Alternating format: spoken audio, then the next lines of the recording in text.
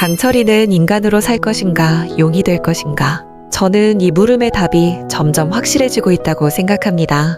11화 예고편에서는 강철이의 결정의 계기가 되는 여리의 대사가 나왔죠. 13년간 이무기로서 승천을 꿈꿔온 강철이의 결정적 순간이 다가옵니다. 이 선택이 여리와의 관계와 팔척기 천도의 성패를 좌우할 것입니다.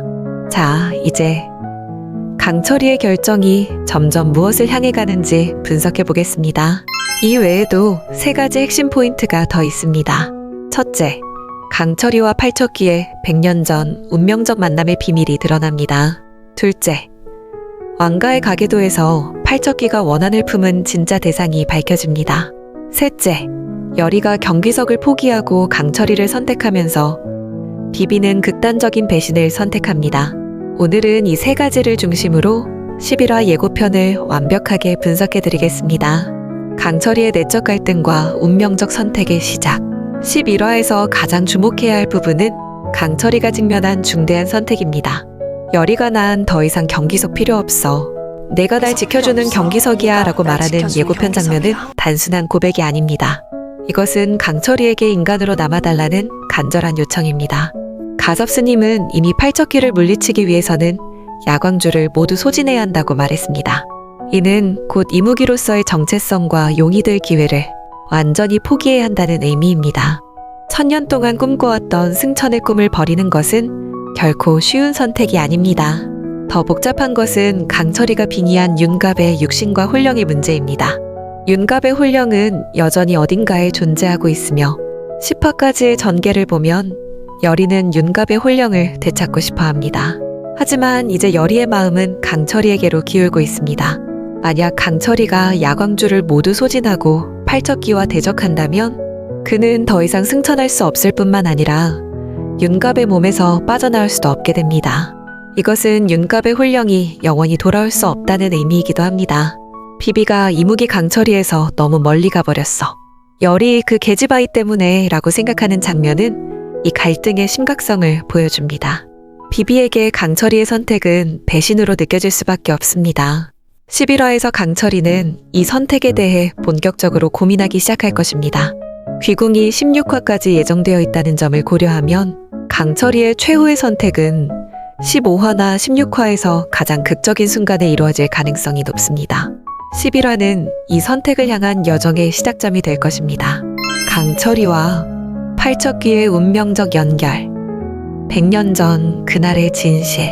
가섭스님의 팔척기 그놈이 그리 사라졌다는 것도 이상하고 라는 의미심장한 대사로 시작되는 예고편은 팔척기의 정체에 대한 깊은 의문을 던집니다. 10화 마지막에서 우리는 팔척기의 과거 모습을 잠깐 보았습니다. 징이 박힌 무사복을 입은 사람의 팔에 안겨있던 아기가 왕가의 핏줄임이 분명합니다. 이 아기는 허름한 포대기에 쌓여 있었고 얼굴은 그을음으로 더럽혀져 있었죠. 이는 분명 궁궐 내 화재나 권력 다툼에서 목숨을 구하기 위해 탈출하던 상황이었음을 암시합니다. 때묻지 않은 아기의 맑은 눈으로 승천하려던 강철이를 보게 된 것이 바로 이무기가 땅에 떨어진 결정적 순간입니다. 일반 사람의 눈에는 보이지 않는 이무기의 승천 모습이 순수한 아기의 눈에는 보였던 것이죠. 그렇다면 팔척기가 강철이를 보았다는 것은 그 무사가 죽은 후 귀신이 되어 강철이를 목격했다는 의미입니다.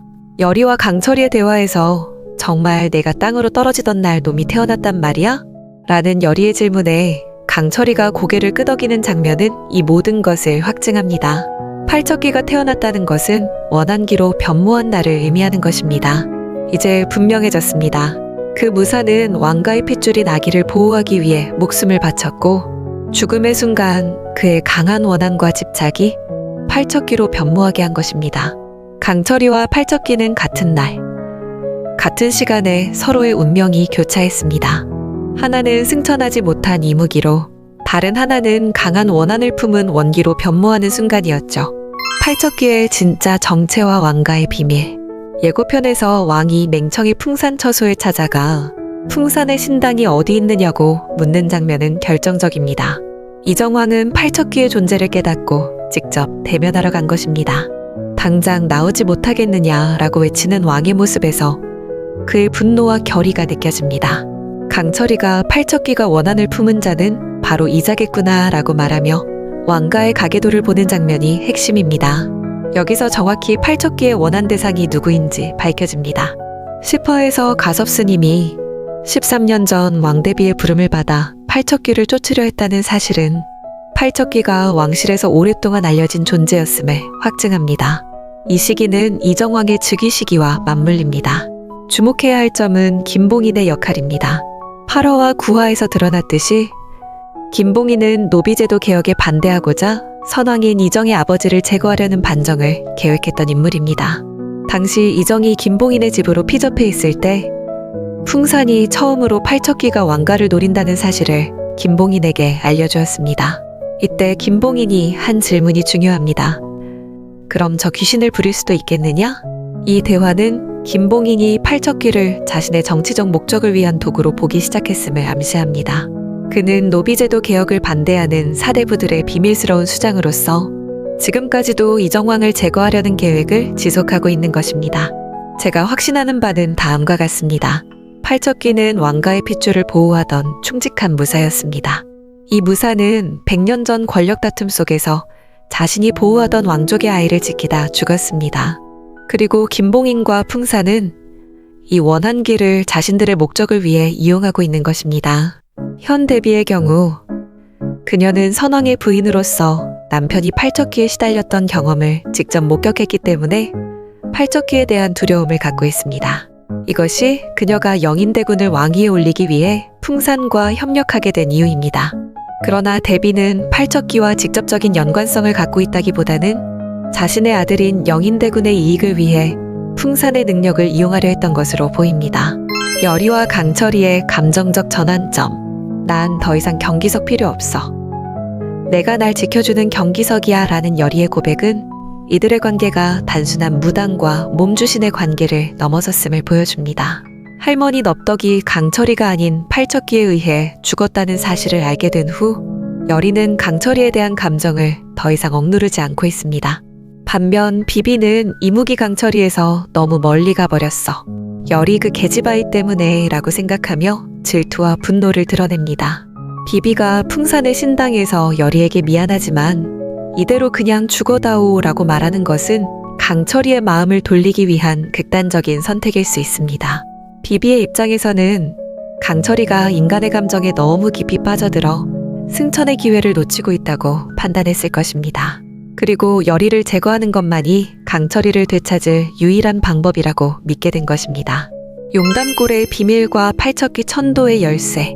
왕이 열흘 뒤 용담골로 갈 것이다. 팔척귀의 정체를 밝혀낼 것이다 라고 선언한 것은 매우 중요합니다. 용담골은 단순한 여리의 고향이 아닙니다. 이곳은 넙덕이 살았던 곳이자 팔척귀와 넙덕의 마지막 대결이 있었던 장소입니다. 10화에서 가섭스님은 여리에게 넙덕에 대한 죄책감을 고백합니다. 왕실에서 팔척귀의 존재를 처음 알게 된 것은 선왕에게 팔척귀가 빙의했을 때였습니다. 넙덕은 왕실의 무당이 아니었지만 가섭스님의 요청으로 도성에 가서 선왕에게 빙의된 팔척귀를 일시적으로 퇴마하는 데 성공했습니다.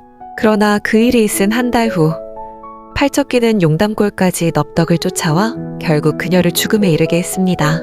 또한 흥미로운 점은 경기석의 존재입니다. 10화에서 우리는 가섭스님을 통해 중요한 정보를 얻습니다. 넙덕은 경기석을 바닷가에서 우연히 발견했지만 이 신비로운 돌은 필요한 주인에게 저절로 찾아가는 힘이 있다고 했습니다.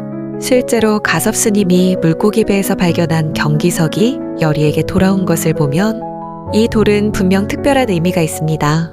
13년 전은 현 이정왕이 즉위한 시기와 일치합니다. 팔척귀는 왕위 계승 시기마다 나타나 왕가의 핏줄을 노리는 것으로 보입니다. 제가 추측하는 바로는 용담골에는 팔척귀와 관련된 중요한 단서가 있을 수 있습니다. 넙덕은 팔척귀의 정체나 원한의 근원에 대해 어떤 통찰력을 가지고 있었을 가능성이 있습니다. 그렇기에 팔척귀가 특별히 그녀를 노렸을 수도 있습니다. 또한 경기석이 필요한 주인에게 찾아가는 힘이 있다면 여리가 경기석의 주인이 된 이유에는 특별한 의미가 숨어 있을 수 있습니다. 여리의 뛰어난 신기와 경기석 사이의 연결, 그리고 팔척귀의 원한과의 관계가 용담골에서 밝혀질 가능성이 있습니다. 넙덕은 팔척귀에 대한 중요한 정보를 알고 있었고 13년 전 가섭 스님의 부탁으로 팔척귀와 대적했다가 결국 목숨을 잃었습니다. 왕과 일행이 용담골에 가면 넙덕이 남긴 단서들을 통해 팔척귀의 정체와 원한의 근원이 밝혀질 가능성이 높습니다. 비비의 질투와 극단적 선택. 11화 예고편의 마지막 장면에서 비비가 여리에게 미안하지만 이대로 그냥 죽어다오 라고 말하는 충격적인 순간이 있습니다. 이는 비비의 심정이 얼마나 절박한지를 보여주는 중요한 장면입니다. 비비는 이무기로서 강철이와 오랜 시간 동행해왔습니다. 둘 다 승천을 꿈꿔왔고 비비는 강철이가 용이 되는 날을 함께 기다려왔습니다.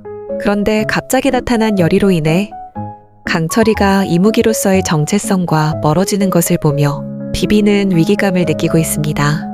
이무기 강철이에서 너무 멀리 가버렸어. 여리 그 계집아이 때문에 라는 비비의 내적 독백은 그의 감정 상태를 명확하게 보여줍니다. 비비의 입장에서는 여리가 강철이의 승천을 방해하는 존재이며 여리를 제거하는 것만이 강철이를 본래의 목표로 돌아오게 할 수 있는 유일한 방법으로 보입니다. 예고편에서 비비가 풍산의 신당에 있는 장면은 비비가 팔척귀와 연관된 세력인 풍산, 김봉인과 손을 잡을 가능성을 암시합니다.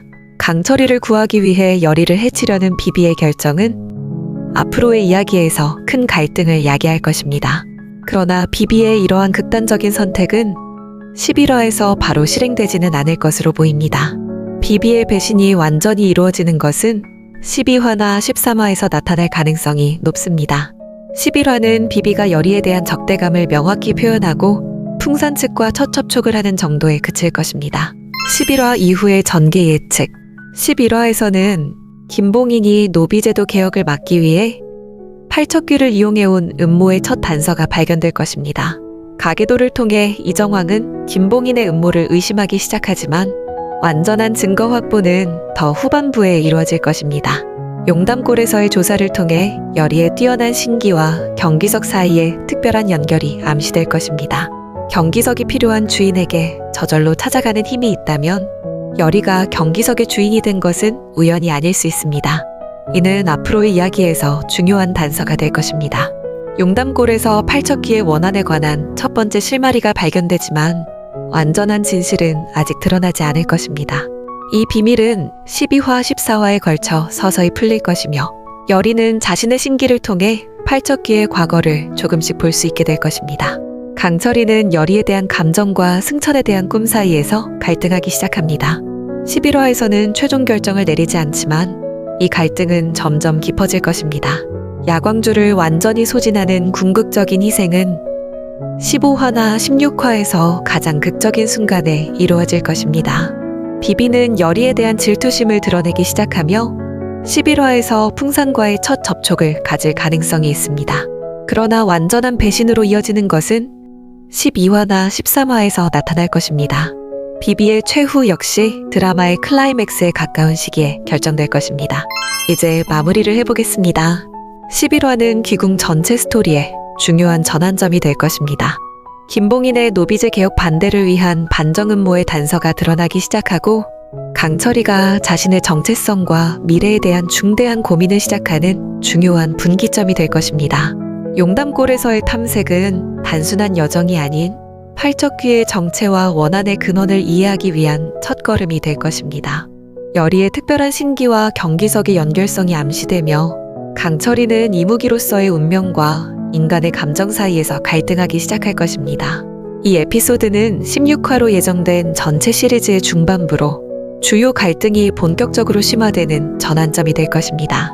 팔척귀의 완전한 천도, 김봉인 음모의 최종 폭로, 그리고 강철이의 야광주 소진이라는 결정적 선택은 15화나 16화의 클라이맥스에서 이루어질 것입니다.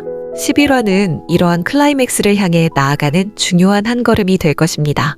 팔척귀가 100년 전 무사와 왕가의 아이를 지키던 충직한 호위무사였다는 진실이 조금씩 드러나고 여리와 강철이의 관계가 더욱 깊어지며 비비의 질투가 위험한 결과로 이어지기 시작할 것입니다. 여러분은 어떻게 생각하시나요? 경기석과 여리의 특별한 연결은 무엇일까요? 강철이는 결국 어떤 선택을 하게 될까요? 댓글로 여러분의 생각을 공유해주세요. 다음 편 분석도 기대해주세요. 지금까지 시청해주셔서 감사합니다. 구독과 좋아요는 원한기도 천도합니다.